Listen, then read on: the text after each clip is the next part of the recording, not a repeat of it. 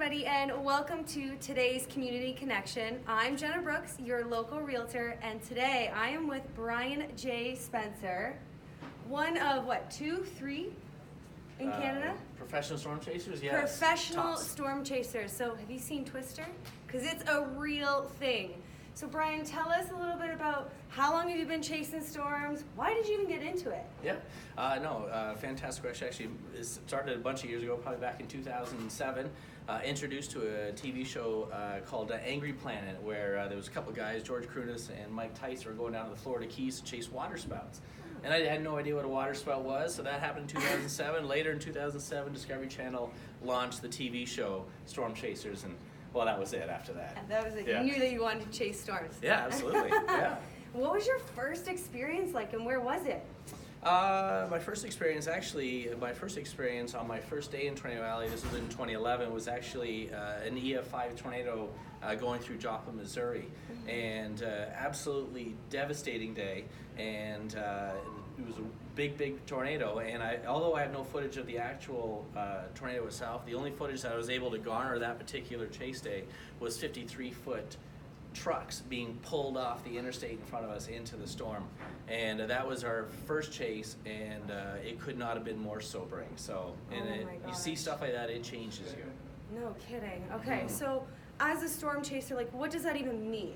Like, okay, so you're just running after storms? Like, how does it really work? One of the things that I do like about storm chasing is the science behind it, or just learning how to just weather forecast. Because there's so many, like, I think about Julie Ashton at CTV, and she does such a fantastic job all the time, but there's just so much information coming at you all at once. You have to make somewhat sense of it, because hopefully in 8 to 10 hours later that same day, you're going to be next to that tornado. So you're pouring over, and I love the science, I love the apps. There's incredible websites out there that list all where those ingredients are going to be, where they're all going to come together, where the most instability is, and then hours later you can actually see all that taking place right in front of you. So I think that's one of my favorite things of the day, pouring over the forecasting data in the morning, and then many hours later in the day, hopefully next to a tornado. So we do that every single day. So you start in the morning, you look at all of these apps, you're trying to forecast exactly where the storm's going to be, but how often does actually nature take its course and you can't track where you're going? Yeah,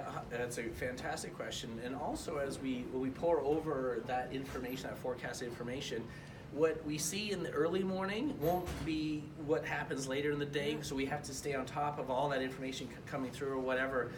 So as long as we have a good internet connection, we have the latest information coming through.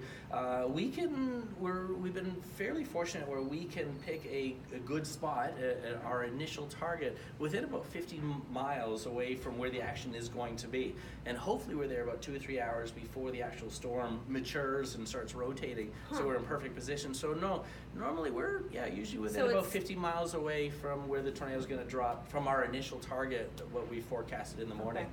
So it's a lot of fun. We always kind of make the joke, right? Like, we think we know what the weather's going to be like, but it's never accurate. It's very dynamic, yeah. And also we want extreme levels of these ingredients to come together. And so during the tornado genesis, if the dew point or the moisture hasn't arrived, probably nothing's going to happen. So it's almost like a play that's just playing out in front of you, and you're like, okay, we have this, we got the wind direction, is it coming out of the southeast, what's it doing? And it's completely dynamic, and we have to stay on top of all this during the day in the hopes of being next to the tornado at the end of the day.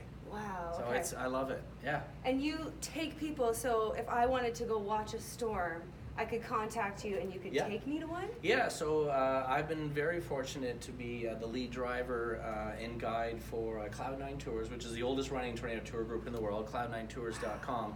And we have 3 to 4 vans within our caravan. We go down to Will Rogers Airport. We pick up 20 to 30 people. Every 2 weeks, they pile into our trucks, our vans, and you're ours for 2 weeks. So, and then we drive. And you sign release forms. Yeah, there are release waivers. forms they're lengthy. Yes.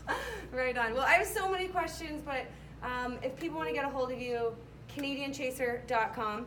Yep. Brian J. Spencer, thank you so much for your time, and I can't wait to talk to you more. Awesome. Thanks, Jenna. It was been great. Thank you. Have a good day, everyone.